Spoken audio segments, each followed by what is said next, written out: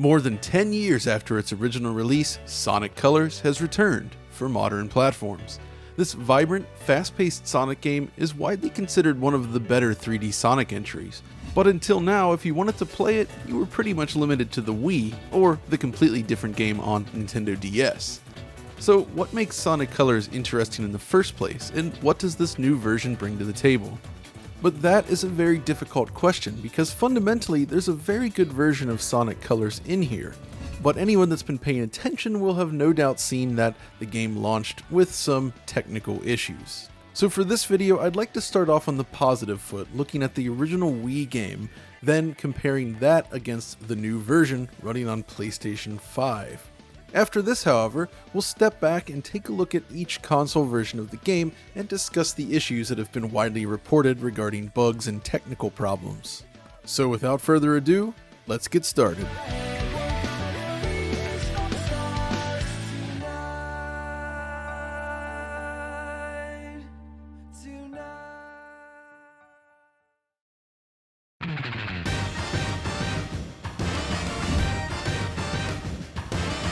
Released in November of 2010, Sonic Colors is the second Boost Sonic style Sonic game. The idea stems from Sonic Unleashed, which had arrived 2 years prior, but that game, though amazing, was primarily developed for PlayStation 3 and Xbox 360.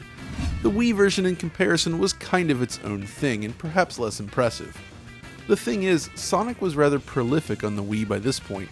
Sonic and the Secret Rings had launched early on the system with a focus on motion controls, as did Black Knight in 2009. In fact, all of the 3D Sonic games prior to 2010 were focused on either a gimmick like this, or many different characters with different playstyles. Which is why when Sonic Colors did arrive, it felt like a breath of fresh air. It was a full 3D Sonic game crafted from the ground up for the Wii, but it was also just Sonic, and it was focused on the best parts of Sonic Unleashed. In that sense, Sonic Colors builds spectacularly upon that foundation formed in Sonic Unleashed. Stages seamlessly transition between full 3D sections and 2D side-scrolling sections. The perspective and cameras are constantly shifting, but it works. Like other 3D Sonic games, Sonic has a lock-on attack, but he also has a boost button and slide, among other things, much like Sonic Unleashed. Now, it may seem slightly overwhelming at first, but once you become accustomed to the controls and the level design, it all starts to flow beautifully. As you nail those boost pads, springboards, and bounce off enemies in quick succession, it feels highly satisfying. It's this rhythm that defines the Boost Sonic games for me. It's different from classic Sonic, but you get that same buzz from maintaining a clean run and momentum. And it's also one of the key pillars of the 3D Sonic experience then, the flow. When making your way through a stage for the first time, you're likely to bump into enemies, fall down pits, and encounter various other traps and tricks. But you can always feel that there's something more here, and that's where a lot of the satisfaction comes from. Learning the game, becoming better at it, replaying the stages. And once you reach that point, it's just incredible. But there's more. The presentation, I feel, is also extremely critical to a Sonic game. Colors itself went in a rather different direction for the series though, with a focus on a brightly lit outer space theme park concept, helmed by Eggman. The result is a collection of fresh new zones that differ significantly from basically anything else in the series past, and it still manages to feel fresh today. From places like Sweet Mountain, with its beautiful sunset contrasted against metal panels and sugary snacks, to Starlight Carnival with its armada of vibrant ships and floating runways, and beyond. The game is gorgeous. Honestly, it's one of the best looking games that was released for the then aging Nintendo Wii. Of course, no Sonic game is complete without an excellent soundtrack, and Sonic Colors delivers here as well, with a wide range of composers contributing to its production. It has a playful but catchy tone, ranging from songs like this,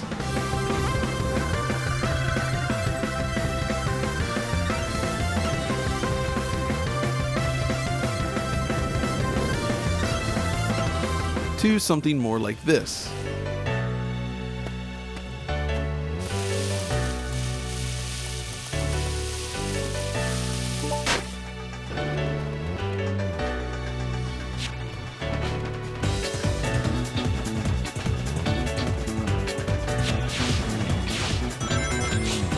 So it's good stuff mostly, but Sonic Colors isn't perfect. During development, there's evidence that the game itself was broken up into additional stages to sort of pad it out. So while each initial zone should have had just 2 main stages followed by a boss act, instead each area has like 6 stages. The problem is, by breaking them up, some of the smaller stages are very short and feel very gimmicky. It's not a huge deal, as the main stages are still excellent, but it does sort of drag the pacing down. Beyond that, the frame rate was limited to 30 frames per second, and of course being a Wii game meant that image quality was limited to 480p. The issue here is that the camera often zooms way out to show off the scenery, but on Wii, this makes it difficult to track Sonic's location sometimes due to the low resolution. But now we have a new way to enjoy Sonic Colors thanks to Sonic Colors Ultimate. This new iteration of the game arrives on all current generation platforms and the PC, courtesy of Blind Squirrel Games, the same studio behind the recently released Mass Effect Legendary Edition.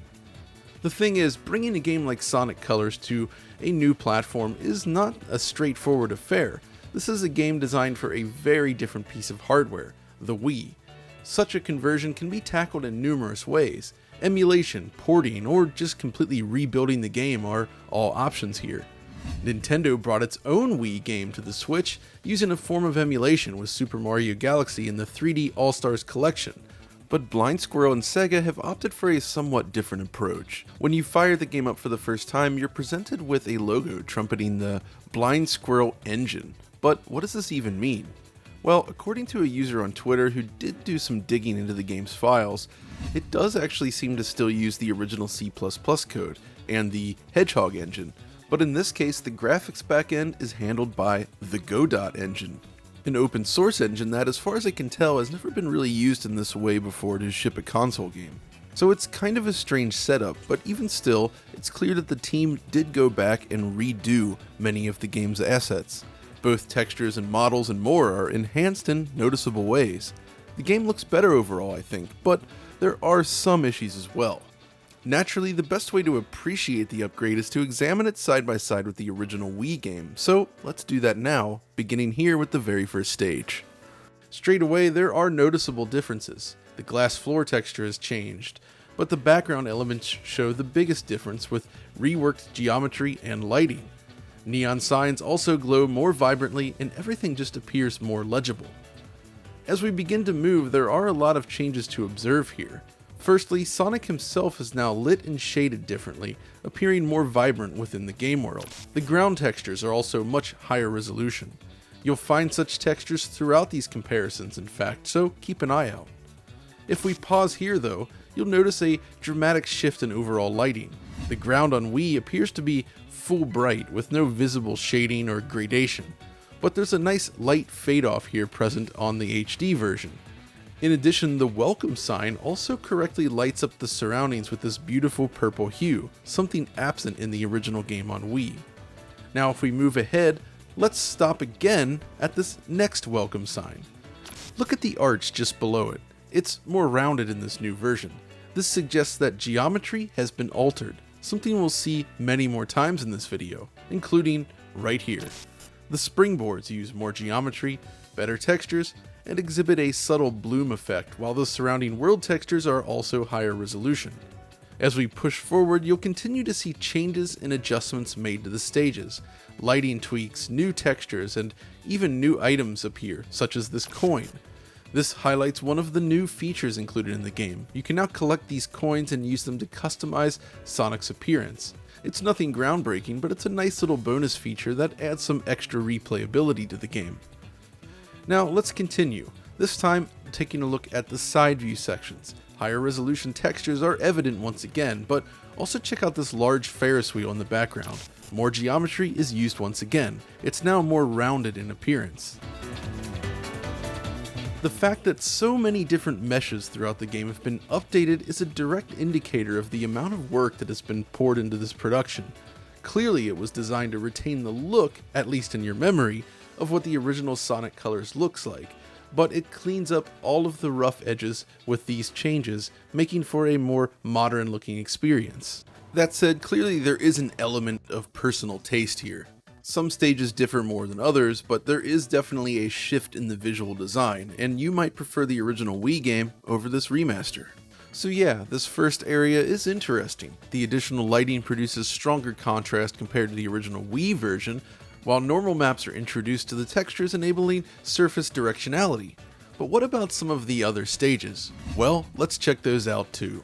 Here's Sweet Mountain. This one exhibits many of the changes we saw in the first area, but it's more brightly lit in comparison. The main thing here is that the lighting in general feels more natural. While there's no real-time global illumination happening here, the artists have simulated this to a degree. There's more of an orangish glow present throughout the stage, as a result of the sun bouncing off the orangish material used throughout.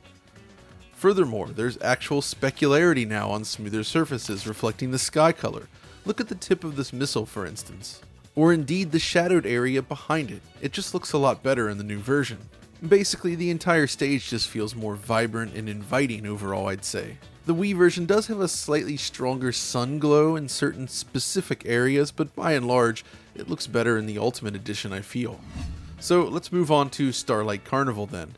Right from the start, we see a noticeable difference in material and lighting again. Actual normal maps are used, and a colored glow fills the tunnel, removing the monochromatic look of the Wii version.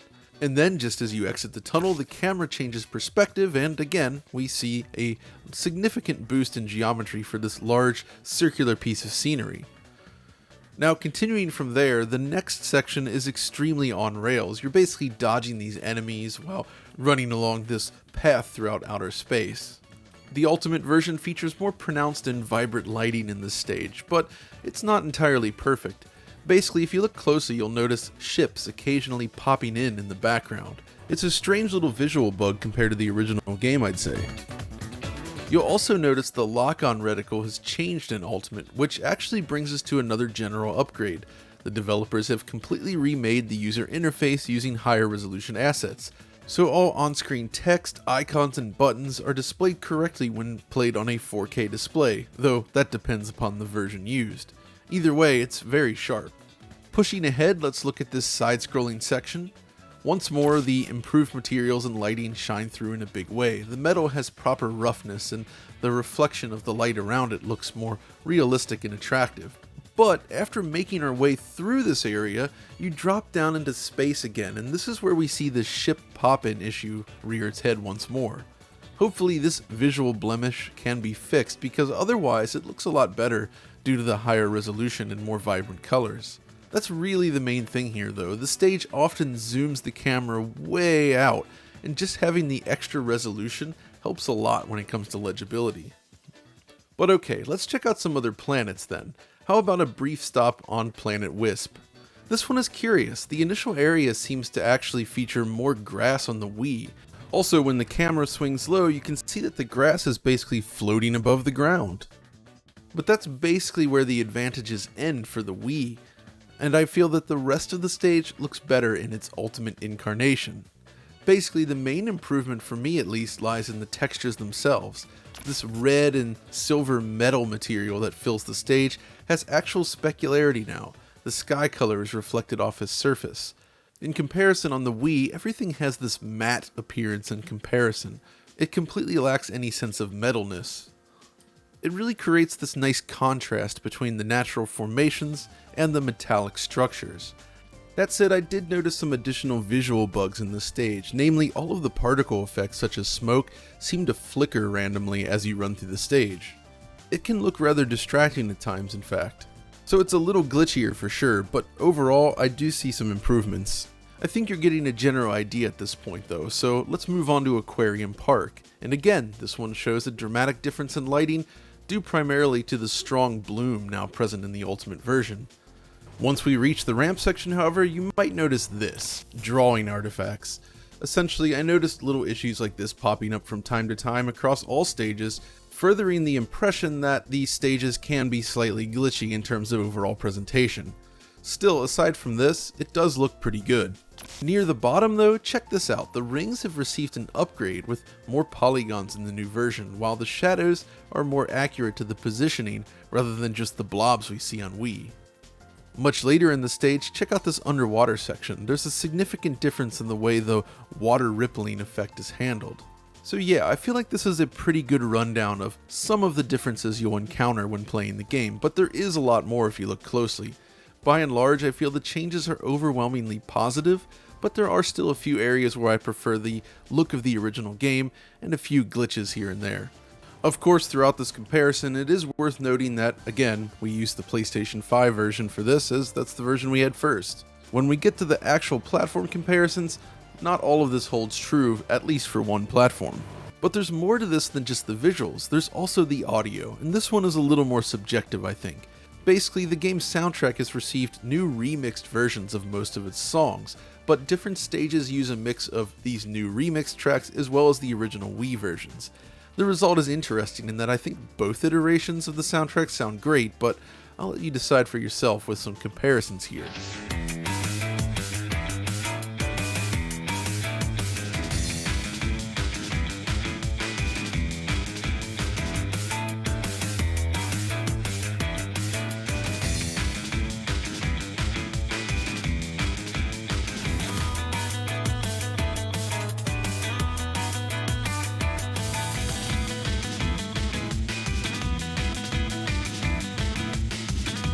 The main thing you've probably noticed is that the remixed tunes have stronger percussion and beats.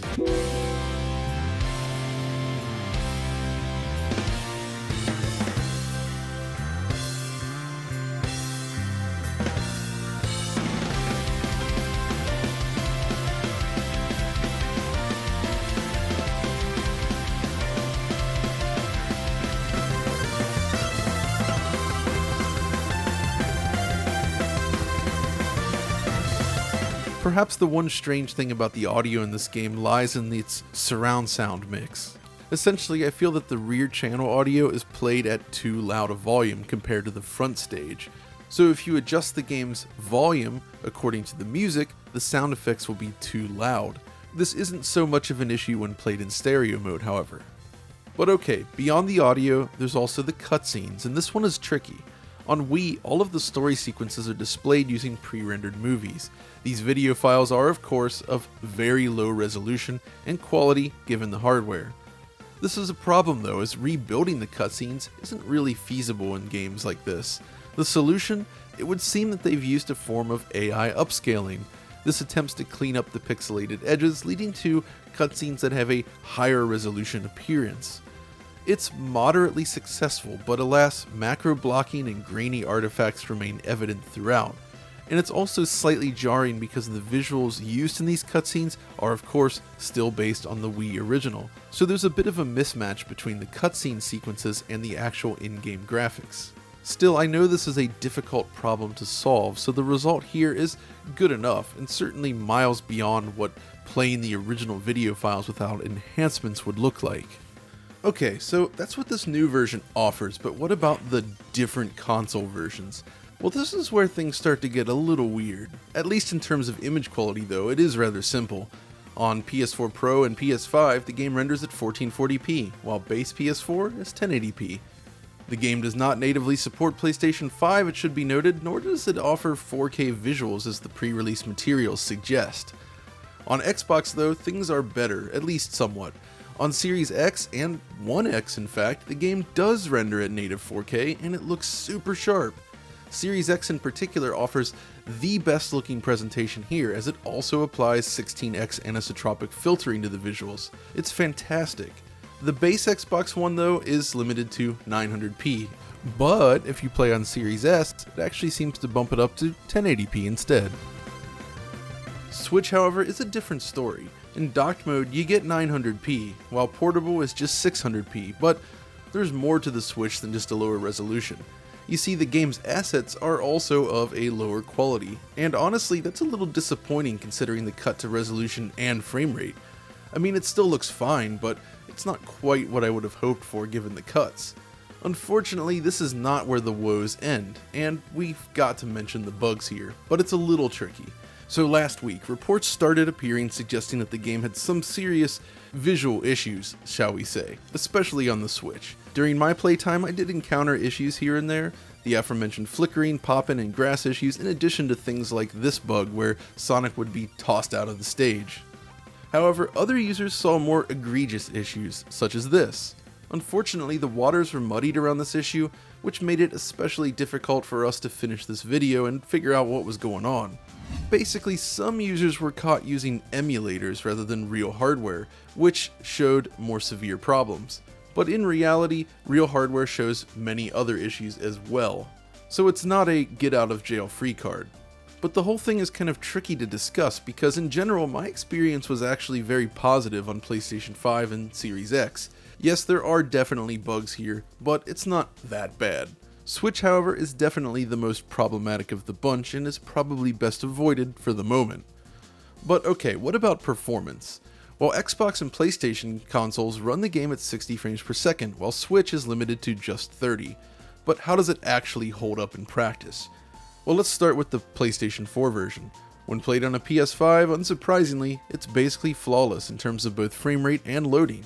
It's fast and smooth throughout, you get into stages almost instantly, and yeah, the whole thing feels great. But this should not come as a surprise. On PS4 Pro and the base PS4, however, we started to see some issues, namely minor hitching and skipping as you move through the stage. Nothing game ruining, mind you, but it does seem rather bizarre that a game like this would have any issues at all. The story on Xbox is the same. Xbox Series X and Series S both power through the game without any problems. Again, super fast loading and a perfect frame rate are the order of the day. But on Xbox One X, things are kinda dire. Throughout, I encountered more serious stuttering and hitching that really interrupts the flow of the game. I do not feel that this is optimal at all, and it definitely needs to be corrected.